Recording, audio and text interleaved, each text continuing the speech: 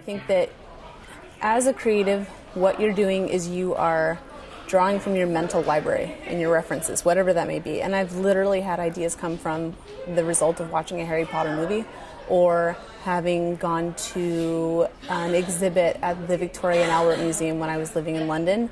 And so when you are going and trying these new things or having these new experiences, you're filling up a library that you're then going to reference once you are actually working. And when people are looking at your book, they can tell how varied your interests are. And there are places for people who are very focused and one-dimensional. If you're a designer and you live, eat, breathe design, you kind of have to do it well. But there are also other areas where it's really, really important. And even those people are seeing, maybe they're into cooking and the labels on their food is what influences their typography. So anything that you can expose yourself to, you just don't know where it's going to come in handy or how it might come back. With dirt.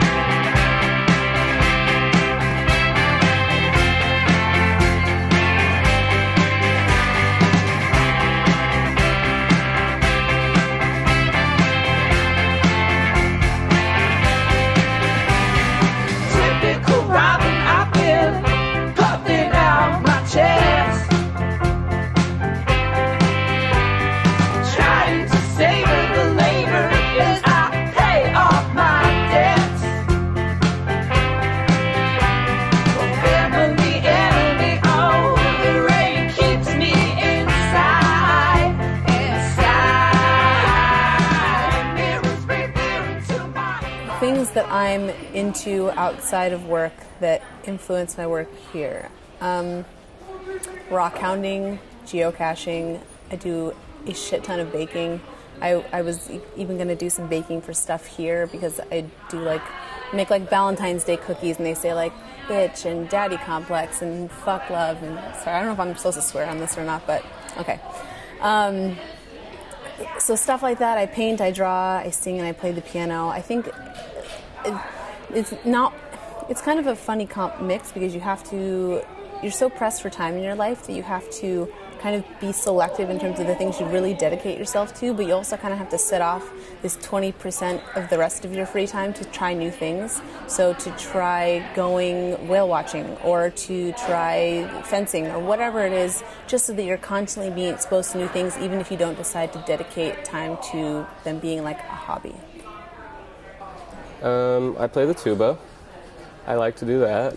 And I think music in general is a good way to get into advertising because it's collaborative and sort of the bravery that it takes to do both of those things.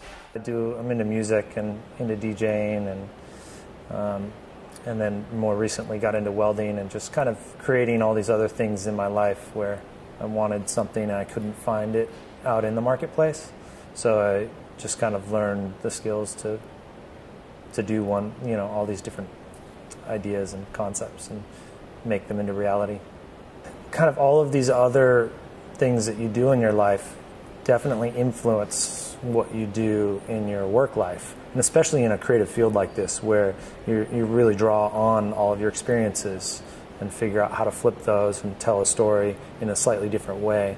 I think I look back at my life and, from years of skateboarding, timing in skateboarding is so critical, and which led perfectly into sports photography, where it's all about this, thousandth of a second right when the ball's just leaving the fingertips, or, this moment, this action moment that's just really hard to capture, that one specific moment that tells the whole story.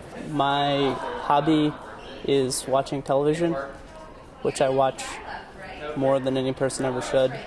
That and the paper mache that I do is great. Making busts of all the U.S. presidents. Grover Cleveland, I think, is my favorite.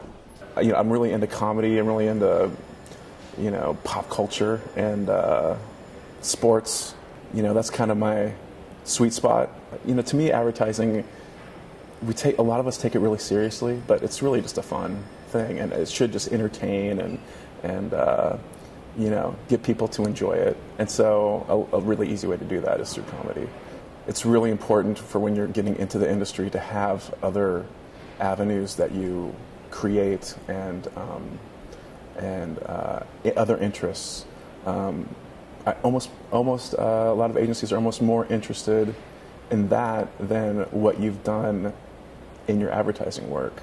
Before I got my job, I created like this whole photography portfolio and whatnot, because photography is one of my main hobbies, and I brought it and I spent a lot of time on that. I don't even think we looked at it, to be honest, because it's more about strategy, and they just want to know that you're a smart person who has other hobbies more than anything.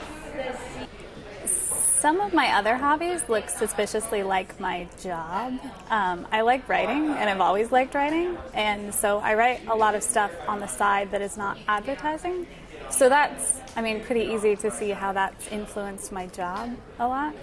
I also really like, I don't know if this counts as a hobby, but I really like fucking with people and like playing practical jokes on them constantly, which strangely enough has helped. Not that advertising is just a lot of mind games. I know people think it's subliminal messaging and stuff, but just knowing how people work, I think, and I think the agency culture is a big part of that, and people want to work with people that are fun, and for some reason people like it when you're mean to them sometimes. I feel like your hobbies sort of teach you how to make your job fun, how to trick yourself into making everything that you're working on more enjoyable. Because there's definitely stuff that I love working on, and there's stuff that I hate working on, and you can definitely tell the difference with the end result. And so if you can kind of figure out a way to relate it back to one of your hobbies and trick yourself into thinking it's a fun game, I think the work ends up being better because of it. I had just had a book of photography published that was Polaroids that I had taken on tour, traveling with different bands, and that was getting some attention at that time, so that became my resume piece. That was sort of I didn't have a portfolio, I didn't have any advertising experience. I worked in film in Los Angeles for 10 years, so I definitely have been on commercial sets, but being on the production side of making commercials and being on the concepting side of coming up with those ideas are two totally different things. In my previous life, I had a philosophy degree and worked in the art world. I love interior design and architecture, and I think just being a visual person, that's another place to get inspiration. And in talking about those studying philosophy, it just becomes a part of your personal approach, and I think that a lot of people in this current advertising world are looking for people with divergent backgrounds who maybe aren't taught things they need to unlearn and will approach something in a different way. So, that's probably a line I used in an interview somewhere along the line. I raise marmosets. No, I don't. If you think of people as a musician, an author, a playwright, these are artistic disciplines, and I think to bring that into an agency is highly valuable. And it also brings in a sort of a philosophical overview of how one thinks. My background as a professional musician for many years created a sort of a left brain, right brain sort of symbiotic thing going on. I've been able to tap into the business side of that quite a lot and work as an entrepreneur, always with an eye on really where are things going. I'm just awesome today. And I'm slightly hungover. When I was getting interviewed to be a producer for The Bachelor, the ABC television show The Bachelor, my boss asked me what sort of life experience had led me to that moment in time to being right for the job and ready for the job. And I explained to her who I was. I said that I'd moved to Lake Tahoe to take up snowboarding and kind of just really involve myself in like a mountain community and wanting to like be that ski bum that you always sort of want to be. And then her response to me in that moment was, so who are you now? Are you professional Haley or are you like party girl ski bum Haley? And I said, I'm both. And she said, you're hired. I've been away. I've seen things I'm embarrassed to say. Salvation comes in the form of a bird and a word as I cover my mother with dirt. Salvation comes